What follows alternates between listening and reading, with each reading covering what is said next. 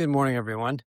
Today, in the interest of advancing your knowledge and expertise in all different aspects of human capital and AI, we are launching the 2026 imperatives for enterprise AI in human resources and human capital. And what you'll see in this research is 11 critical issues that you need to learn about and think about and plan for in the year and years ahead. And behind this trend of enterprise AI, and we're going to differentiate clearly between personal AI and personal productivity and corporate and business productivity, is the redefinition of what HR does and how HR operates. So we're going through a period for the next 4 or 5 years of the world's largest transformation of this particular profession that we are all a part of. So it's a very interesting, exciting, and important time. Now, I'm not going to repeat the imperatives on this podcast because I'll probably talk about them a lot in the coming weeks. But I want to talk about the bigger picture of what's happening. AI has now become an infrastructure in our lives. And although we may think of it as a chatbot or an LLM, there's really multiple layers. There's the energy and power that supports the infrastructure that builds the tokens and does the computing. There's chips and technology to run the computers to analyze the data. There's the cloud infrastructure that connects these systems together. There's the large language models. And then there's the applications. And because AI is so easy to use and so approachable by all of you, and we're going to talk in the webinar I'm doing this morning about how easy it is to build things with AI, and Galileo is designed for that, for example, we are all going to use this infrastructure. So the demand for AI is just beginning. It's early days. I think we're in the first or second inning of this technology revolution. If you looked back to the 1910s, 1920s, when electricity became common in business and manufacturing, we had no idea all the things that were going to be used by electricity, everything from microwave ovens to mobile phones. Same thing here. We cannot possibly imagine the number of things AI will do.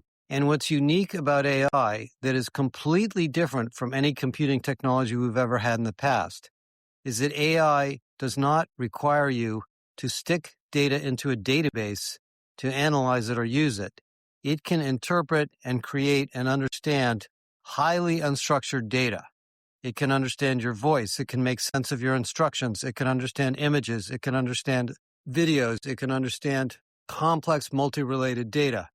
So for us in HR, with more than 95 different practices of HR and data about people all over the company, and I'm not talking about pay data or job position data, but data about somebody's approach to a problem or their skills or their experiences or their strengths and weaknesses, all of that data, much of which we can't really interpret very well now without a psychologist, is going to become available to AI.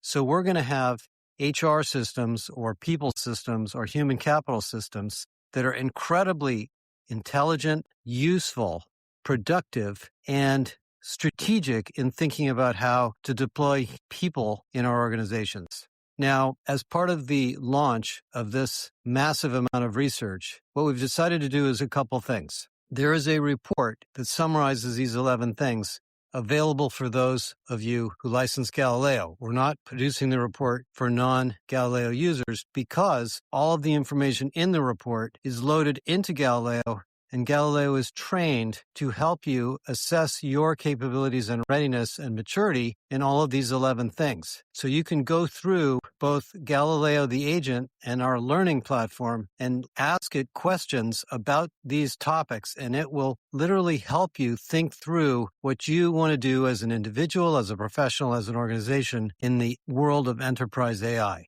We're also coining the phrase superagent, and you'll see that in the webinar that I'm doing today. A superagent is an agent that collects information from multiple agents. The example that people can understand the best is a self-driving car. The self-driving car is not a bunch of power steering and power brakes and automatic parking features just collected together into one bucket. It's a system that sits on top of those multiple agents and uses them to solve a problem, which is getting the passenger from point A to point B. You have the opportunity now to architect the superagents, which will bring together the multiple agents that you will either build or buy. And I do believe a lot of you are going to be building agents, and there'll be a lot less buying of agents. And that is changing, of course, the HR technology stack and the enterprise software industry. And if you've noticed the enterprise software market on the stock market, it's declined a lot in the last 3 or 4 weeks because people are starting to realize that AI really does give you, as a corporate user, buyer, or professional, tools to build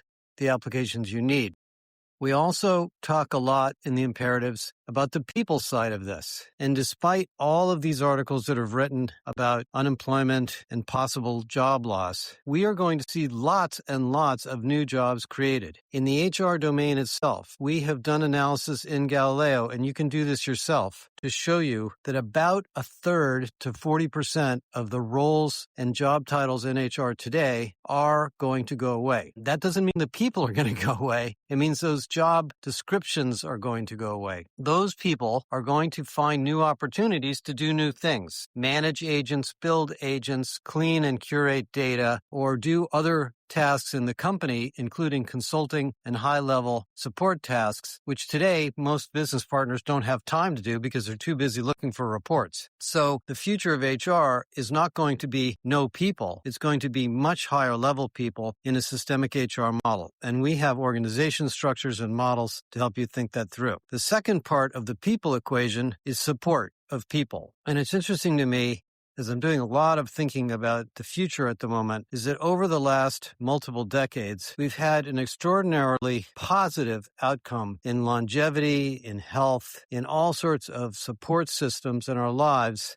Yet employee engagement and economic satisfaction and economic security are at a very low level. People are worried. People are concerned. We have wars going on again. We have tariffs. We have political debates, political anger. And so we as business people, moving beyond the politics of the particular situation we be in at any moment, have to take care of the people we have. It's interesting to me, as I've been looking back over the last 50 years, how the early days of my career in the 70s, companies really took care of their people. You worked for a company for basically most of your career. We had labor unions, we had pensions, we had benefits, and the company was your career in a sense. The biggest change that's happened over the last 5 decades is the separation or decoupling of you as a worker from your company. It started with, in some sense, Reagan laying off the air traffic controllers. The 401k, in a sense, moved federal money away from pensions towards self-directed retirement plans. NAFTA freed up the global outsourcing market, and then the internet basically democratized job seeking and job posting, so it was easier and easier to find jobs. Then along came Uber, then along came the pandemic, and the next thing you know, our employers are only one part of our careers. And in fact, people change employers much more than they ever did before. A lot of people have multiple employers, and most young people would prefer to be their own boss and either be an influencer, build their own companies, or contract themselves to multiple companies. So if you want your company to thrive and grow and transform and be a dynamic company, you're going to have to find a way to continuously care for, attract, train, develop, and support the people in your company, because it is easier and easier for them to leave than ever before. And that leaves me to maybe my final point for this brief podcast, the era of super workers and super worker organizations.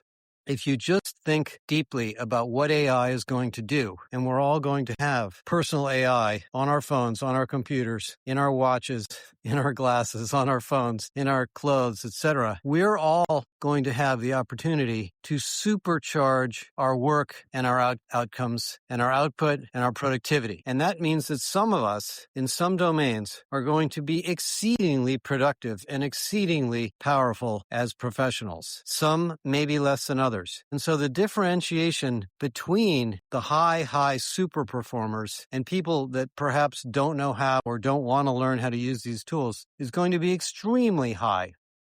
And so as an organization or an organizational leader, you're going to have to think about how you raise the talent density of all of your people, because the opportunity we have as individuals to improve our capabilities are almost limitless as this AI comes to market. So we're going to have to rethink talent management, succession, leadership development, career, all of those things inside of our companies if we want to keep people inside of our thriving organizations. Revenue, scale, customer service, employee experience, these are the benefits of AI, not reducing headcount, not reducing labor cost. I think labor cost in some sense may go up because people will be producing much more outcome, but the result of that will be companies that can grow faster, make more money, and compete even better and deliver better products and services. Anyway, let me stop here. Please take a look at the imperatives. It is well worth your time and money to license Galileo so you get all of the intellectual property behind it. We've also built an entire learning program that will step you through, step by step, all of the 11 imperatives in this research. And you have a super tutor that you can keep at your side to ask questions and have it customize what you need to understand for your company and your career as part of the experience. Join us in this journey throughout 2026. We have lots more to come. I'll talk about our new HR AI blueprint in the webinar today, and our conference in June, Irresistible, is going to be better than ever. Thanks, everybody. Talk to you again soon.